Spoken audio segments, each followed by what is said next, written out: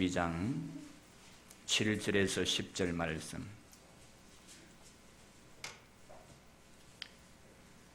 하나님 말씀은 고린도후서 12장 7절에서 10절까지 말씀. 우리 찾으셨으면 교독하겠습니다. 여러 계시를 받은 것이 지극히 크므로 너무 자만하지 않게 하시려고 내 육체의 가시 곧 사탄의 사자를 주셨으니 이는 나를 쳐서 너무 자만하지 않게 하려 하심이라.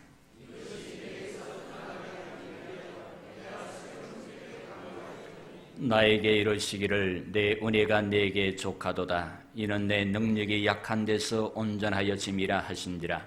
그러므로 도리어 크게 기뻐함으로 나의 여러 약한 것들에 대하여 자랑하리니 이는 그리스도의 능력이 내게 머물게 하려 함이라. 그러므로 내가 그리스도를 위하여 약한 것들과 능력과 궁핍과 박해와 공고를 기뻐하노니 이는 내가 약한 그때에 강함이라. 아멘. 할렐루야. 옆에 있는 분들하고 인사하겠습니다. 오늘도 잘 나오셨습니다. 한 번만 더 합시다. 큰 은혜 받읍시다. 사람들은 각자마다 남이 알지 못하는 아픔이 있습니다. 남에게 말할 수 없는 아픔, 그것은 내 개인의 문제와 아픔이 될 수가 있고 또한 가정이나 나와 함께하고 있는 사람들의 문제와 아픔이 될 수도 있습니다. 그렇지만 그 아픔을 어떻게 다스리고 극복하느냐에 따라 성공할 수도 있고 실패할 수도 있는 것입니다. 도스토예프스키는 말하기를 고통은 인생이다. 인생에 고통이 없으면 무엇으로 만족을 얻을 것인가 라고 했습니다. 그는 간질병과 사용수로서의 고통을 감내하면서 당당하게 자신을 다스려갔던 그런 사람이었습니다. 어린 왕자를 쓴 앙투안 드 생텍쥐베리도 귀족 가문의 꼬리표 때문에 위대해진 것이 아니었습니다. 그를 위대하게 만든 것은 공군을 제대한 후에 평생을 대기팔령으로 살아야 했던 절망감이었습니다. 이것이 바로 이 사람을 위대하게 만들었다라는 것입니다. 여러모스 우리에게 오는 고통은 삶을 포기하라고 오는 것이 아닙니다. 격렬한 파도와 태풍은 물고기들에게 산소와 좋은 먹이를 제공해 준다고 했습니다. 그러므로 성공한 사람들은 고난을 육체의 가시를 도약의 기회로 삼는 것입니다. 오늘 우리 성도들도 자신들에게 있는 약함, 그 고난을 통해 도약의 기회로 삼으시고 더 나아가서는 하나님께 한 발짝 더 다가설 수 있는 기회로 삼으시기를 바랍니다. 우리가 알고 있는 바울은 사도들 가운데 가장 위대한 사도라고 할 수가 있습니다. 그는 신약 성경 27권 중에 24권을 기록할 정도로 하나님의 계시를 많이 받은 사도였으며 지혜와 학문이 뛰어난 사람이었습니다. 고린도후서 12장의 본문의 말씀은 바울이 받은 하나님의 계시와 환상이 얼마나 크고 놀라운 것인가를 잘 설명해 주고 있습니다. 그만큼 바울은 다른 사도들보다 신령한 은혜를 많이 받은 사람이고 하나님의 큰 은혜를 받은 사람이었다는 것입니다. 하지만 그럼에도 불구하고 그는 내적으로 하나의 큰 고민을 가지고 있었습니다. 그것은 바로 바울에게 있는 육체의 가시였습니다. 그것이 무엇인지 자세는 알 수가 없지만 그가 쓴 성경의 문맥으로 볼 때 고칠 수 없는 질병인 것으로 생각이 되었습니다. 그렇다면 하나님의 계시와 엄청난 은혜를 받은 그가 어떻게 이러한 몹쓸병에 걸려 시달림을 당하고 있을까? 그리고 다른 사람을 고치는 그가 어떻게 자신의 병을 고칠 수 없었을까라는 생각을 해보지 않을 수가 없습니다. 그렇다고 우리는 바울이 자신의 그 병으로 말미암아 병에게 지배를 받고 있었다고 말해서는 안 됩니다. 왜냐하면 병을 고치지 못한 것과 병에게 눌려 사는 것은 다른 문제이기 때문인 것입니다. 그러므로 오늘 우리는 이 본문에서 병을 고치지 못했어도 병 때문에 더욱 위대한 삶을 살아갔던 바울의 모습을 발견할 수 있어야 하겠습니다. 병 때문에 내가 실망하거나 병 때문에 내 인생을 포기하는 것이 아니라 오히려 나에게 주어진 병 때문에 내가 하나님 앞에 위대한 삶을 살아갈 수가 있었고 내 인생을 성공적인 인생으로 살아갈 수가 있었다라는 것입니다. 여러분, 오늘날 우리들은 수없이 많은 문제와 괴로움을 겪고 살아가고 있습니다. 어떤 사람은 질병 때문에, 어떤 사람은 사업상의 난관에 부딪힌 사람들도 있습니다. 직장의 문제, 가정 문제, 자녀들의 문제, 여하튼 조금씩 정도의 차이는 있을지 모르겠지만 각기 육체의 짐을 지고 힘겹게 세상을 살아가고 있습니다. 다른 사람에게는 말할 수 없는 고민을 안고 살아가는 사람들도 있습니다. 그 문제만 해결되면 날아갈 것 같은 무겁고 수고로운 짐들이 있습니다. 다른 것은 다 좋은데 그 문제 때문에 모든 것을 다 포기해버리고 싶은 고민거리도 있습니다. 문제를 안고 문제 해결이 안 되면 인생살이가 고달퍼져서 살고 싶은 생각이 없어져 버릴 때도 있습니다. 바울은 자기의 문제를 해결받기 위해 3번이나 하나님께 간절히 기도를 했다고 했습니다. 유대인들이 간절히 기도를 했다라는 것은 한 번 정도의 기도를 말하는 것이 아닙니다. 한 가지 문제를 가지고 적어도 40일 이상을 열심히 기도한 것을 말하는 것입니다. 바울이 광야에서 40일을 간절히 기도했다면 아마 예수님처럼 40일 금식 기도를 했을 것으로 봅니다. 그는 자기의 문제를 위해 연속적으로 41일씩 3번이나 하나님 앞에 간구하며 기도를 했다라는 것입니다. 여러분, 그렇지 않습니까? 사람이 건강해야 하나님의 일도 할 수가 있는 것입니다. 병이 있으면 괴로워 견딜 수가 없습니다. 그래서 바울은 하나님께 자기에게 붙은 육체의 가시를 빼내달라고 간절히 하나님 앞에 기도하고 있는 것입니다. 그러나 그렇게 몸부림을 치면서 간절히 기도를 했지만 마지막 하나님의 응답은 무엇이었습니까? 9절 말씀에 보면 네가 나에게 그토록 간절히 기도하고 간구했으니 내가 너를 고쳐주겠노라고 그렇게 말씀하고 있지 않습니까?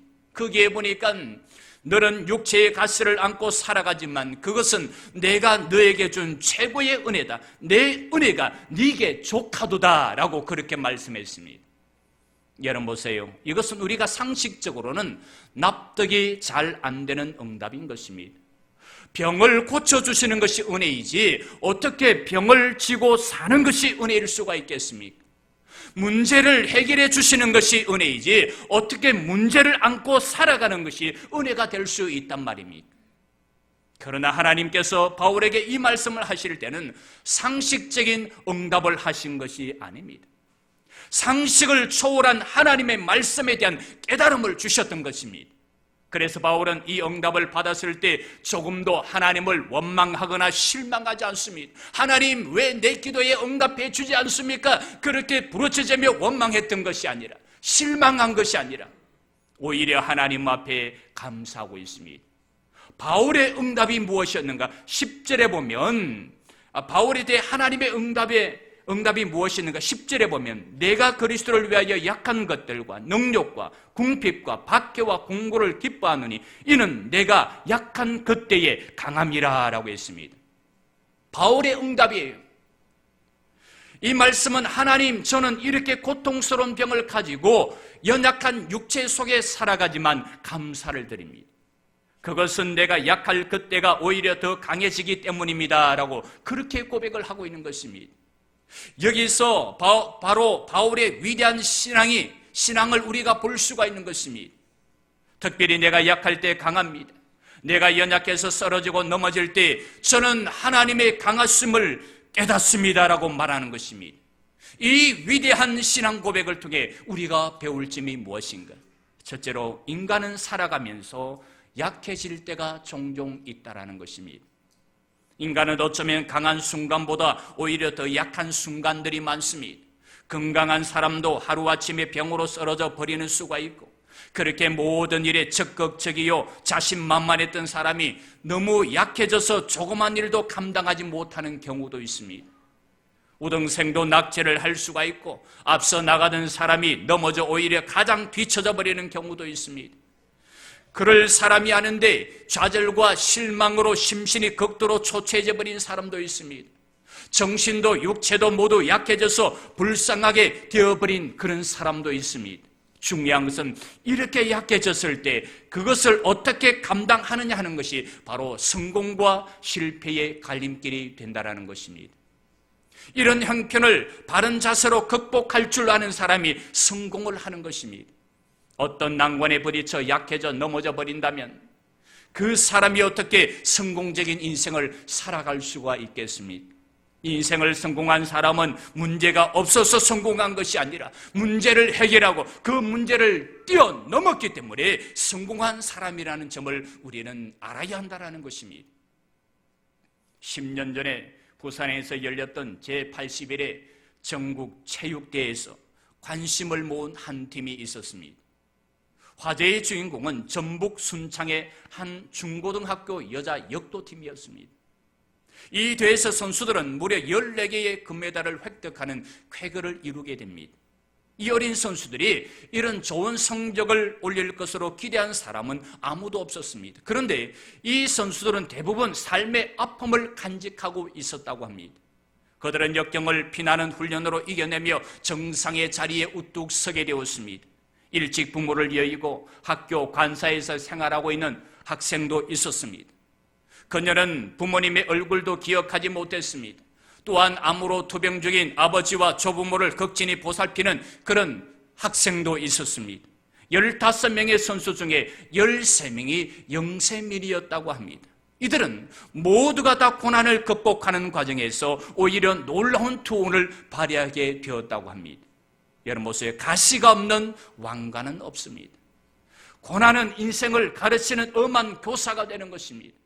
여러분, 하나님께서는 우리들에게 많은 문제들을 주십니다. 이것은 선생님들이 학생들에게 시험 문제를 내주고 풀게 하는 것과 같습니다. 그런데 선생님은 반드시 학생들이 풀만한 문제를 출제하고 정답을 마련합니다. 마찬가지로 하나님이 우리들을 시험하실 때 문제의 정답을 마련하시고 출제를 하시는 것입니다. 즉 반드시 문제는 해결될 수 있는 길이 있다는 거예요. 그리고 시험을 하실 때는 우수한 사람을 뽑아서 시상을 하고자 하는 목적을 가지고 있습니다. 사도 바울도 그런 어려운 환경 속에서 이렇게 고백을 합니다. 7절에 보면 여러 계시를 받은 것이 지극히 크므로 너무 자만하지 않게 하시려고 내 육체의 가시 곧 사탄의 사자를 주셨으니 이는 나를 쳐서 너무 자만하지 않게 하려 하심이라 라고 했습니다. 바울은 다른 사람들보다 더 많은 하나님의 은사와 은혜를 체험했습니다. 그리고 더 많은 일들을 감당했습니다. 하나님은 그에게 많은 지혜와 지식을 주셔서 그리스도의 신학을 정리하게 하시고 주님을 위한 위대한 전도자로 세워서 많은 교회들을 세계 곳곳에 세우게 만들었습니다. 그런데 이런 것들이 아무리 바울이라 해도 그를 교만하게 만들 수 있는 조건들이 될 수가 있는 것입니다. 그렇기 때문에 하나님께서는 이런 우려를 미연에 방지하시기 위해 바울에게 육체의 가시를 주셨던 것입니다. 아무리 많은 일을 잘해도 교만하면 하나님이 그의 영광을 받으시지 않는다라는 것입니다. 그를 통해 영광을 받으시지 않으시는 거예요. 일을 많이 하고 적게 하는 것이 중요한 것이 아닙니다. 주님을 위해, 주님의 영광을 위해 하나님의 종으로서 많은 일을 하는 그것이 중요한 것입니다.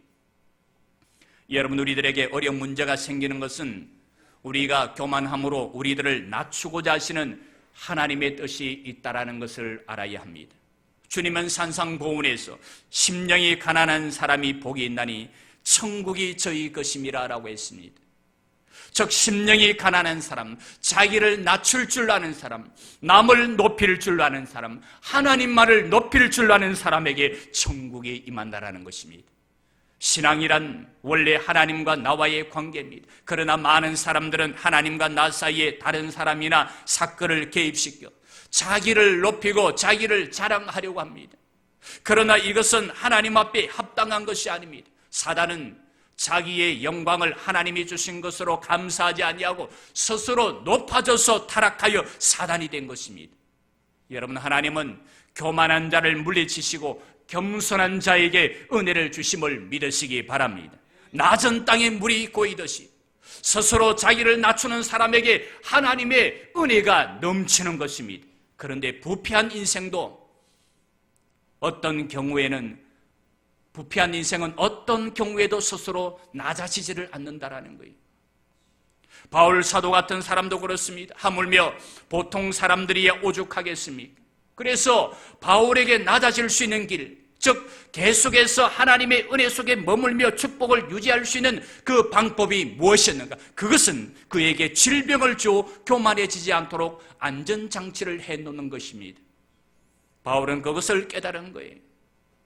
자신에게 주어진 이 육체의 가시는 하나님이 자신으로 하여금 교만해지지 않도록 해놓은 안전장치라는 것을 깨달았던 것입니다. 그러므로 혹여나 여러분이나 저에게 있는 문제는 하나님이 우리들을 사랑하셔서 계속 은혜를 주시기 위한 안전장치일 수 있음을 기억하시기 바랍니다. 여러분, 사람은 모든 일에 겸손해야만 합니다. 교만은 패망의 선봉이며 모든 죄의 뿌리요 죄악의 어머니라고 했습니다.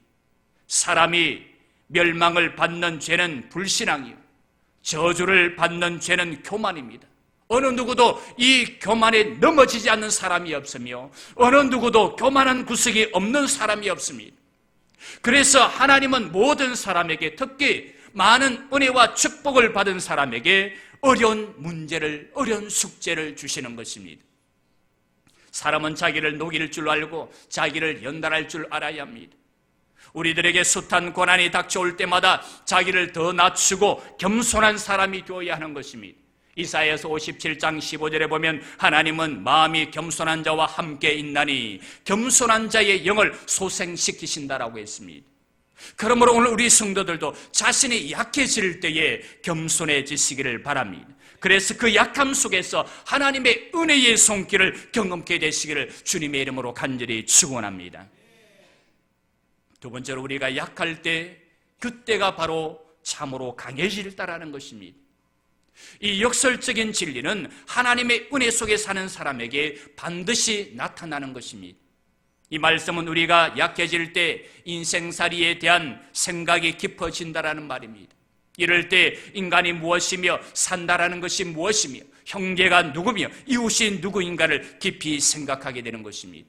다윗은 숱한 고난과 어려움 속에서 이런 말을 합니다. 인생은 그 날들의 풀과 같으며 영화는 들의 꽃과 같도다. 그것은 바람이 지나면 없어지나니 그곳이 다시 알지 못하거니와 라고 했습니다. 솔로몬도 인생을 살면서 온갖 것들을 다 가져보고 겪어본 후에 헛되고 헛된 것이 인생살이로다. 하나님을 경외하고 사는 것만이 인생의 목적이다라고 그렇게 고백을 했습니다.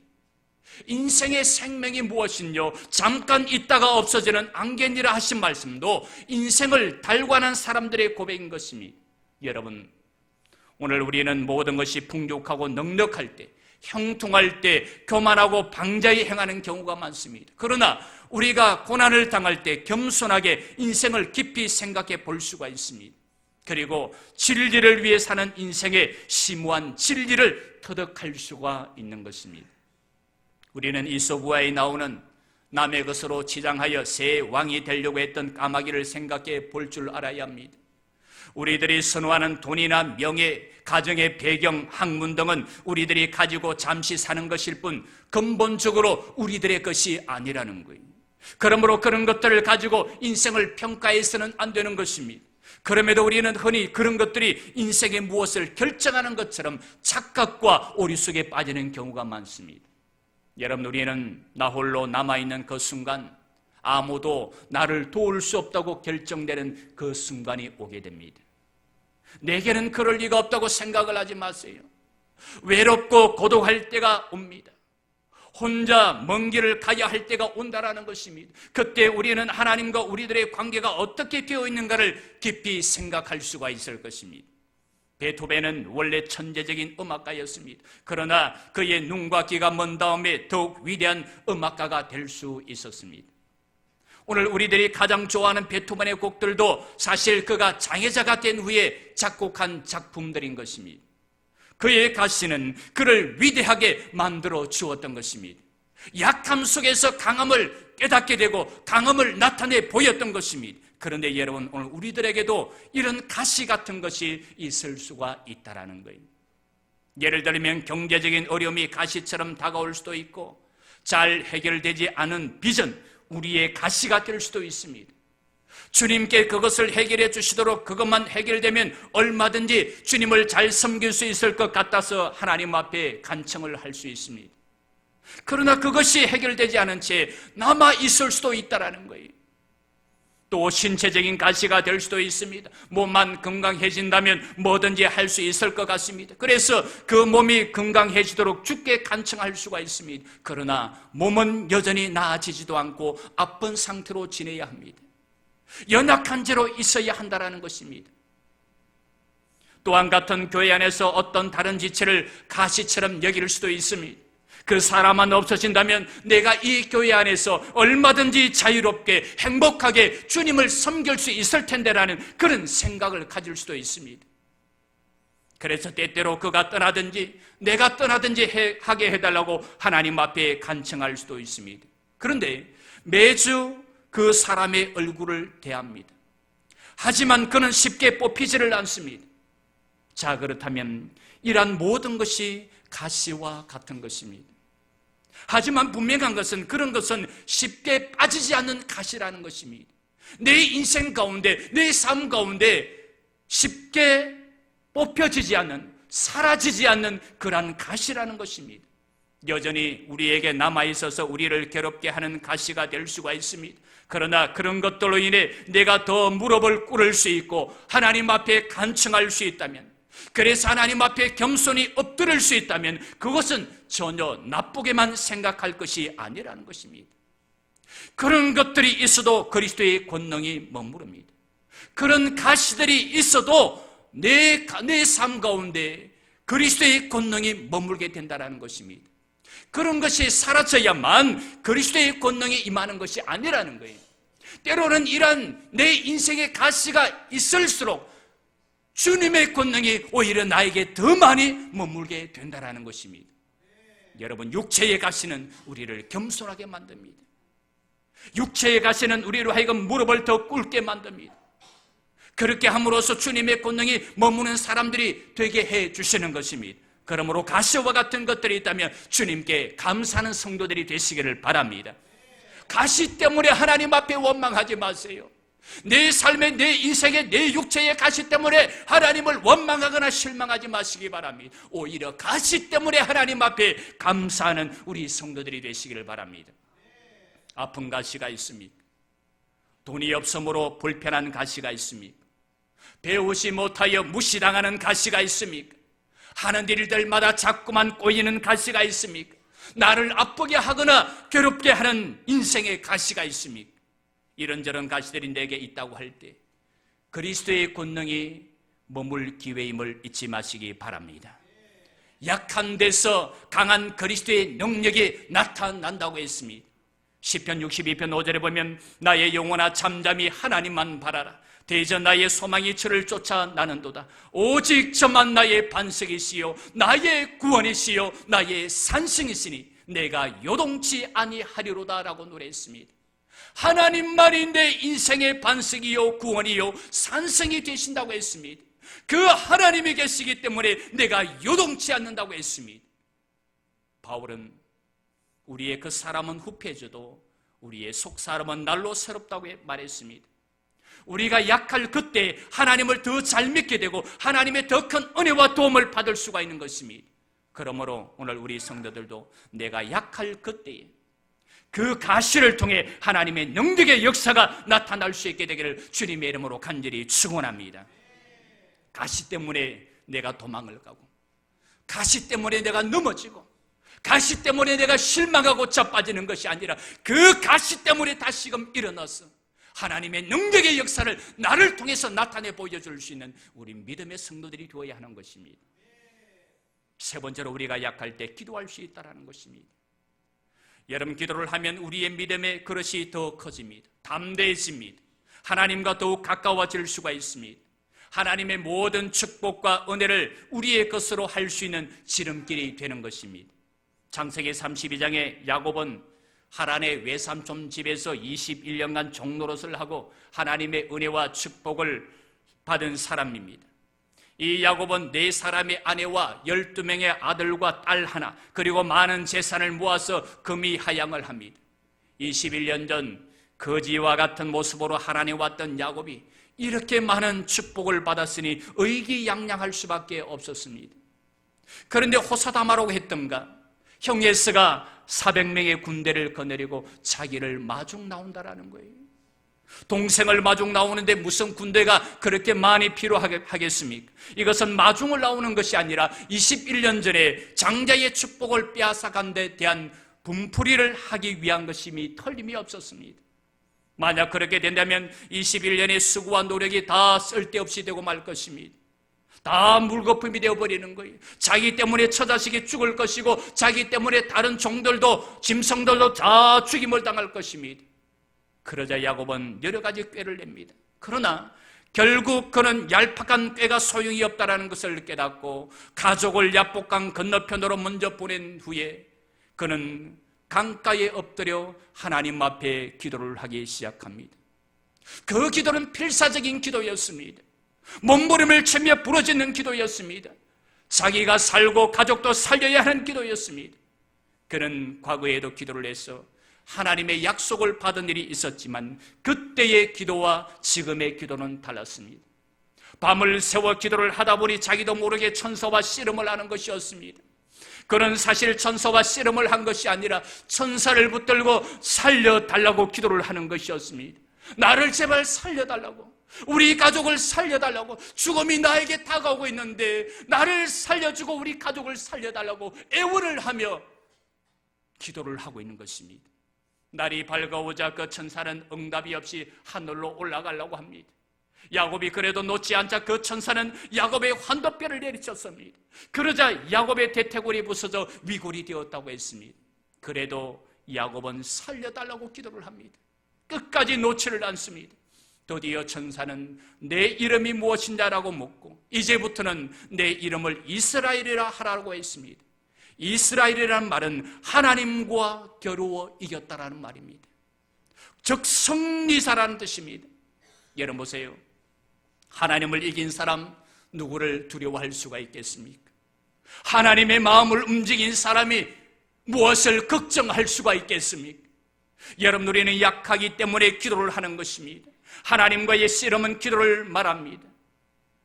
야곱도 어려운 문제가 있을 때 사람이 할 수 있는 일들을 다 해보았습니다. 그러나 그것이 문제를 해결해 주지를 못했습니다. 그래서 기도를 한 것입니다. 여러분, 어려운 문제가 있거든 최선을 다해 그 문제를 풀어가시기 바랍니다. 그러나 우리들의 최선보다 하나님의 도우심은 몇천 배 더 큰 힘이 있다는 것을 잊지 마시기를 바랍니다. 우리들의 최선은 우리들의 경험이나 물질, 인간 관계가 아니라 하나님에게 기도하는 것이라는 것을 기억하시기 바랍니다. 요셉의 일생도 기도하는 일생이었습니다. 그는 늘 하나님과 함께 있었습니다.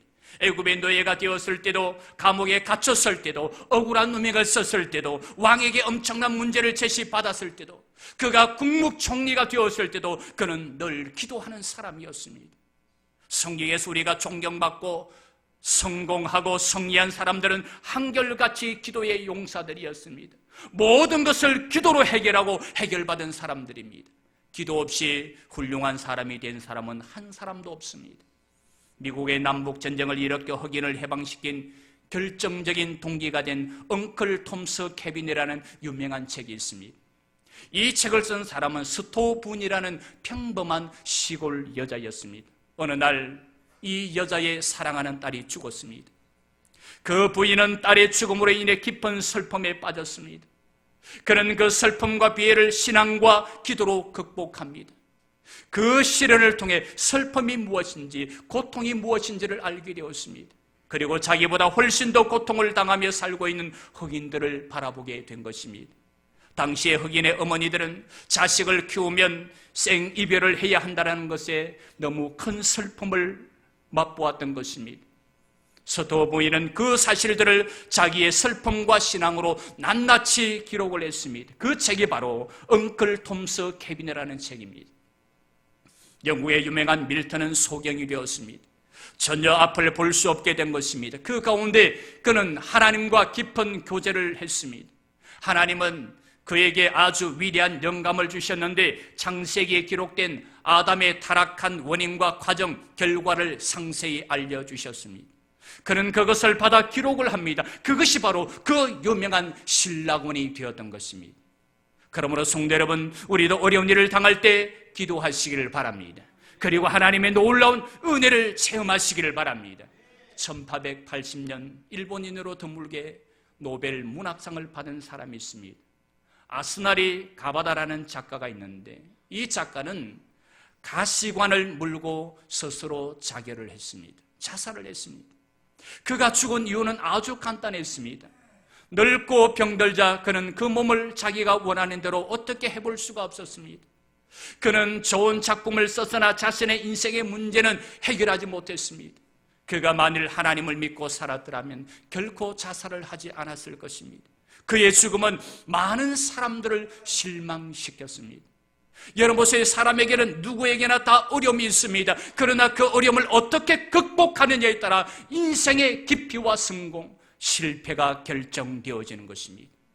우리가 왜 하나님을 믿습니까? 하나님이 나의 도움이 되시기 때문인 것입니다. 하나님이 나의 능력이 되시기 때문인 것입니다. 우리가 약할 그때 우리에게 힘과 용기를 주심으로 다시금 일어설 수 있게 만들어 주시기 때문인 것입니다. 그러므로 여러분 기도할 수 있기를 바랍니다.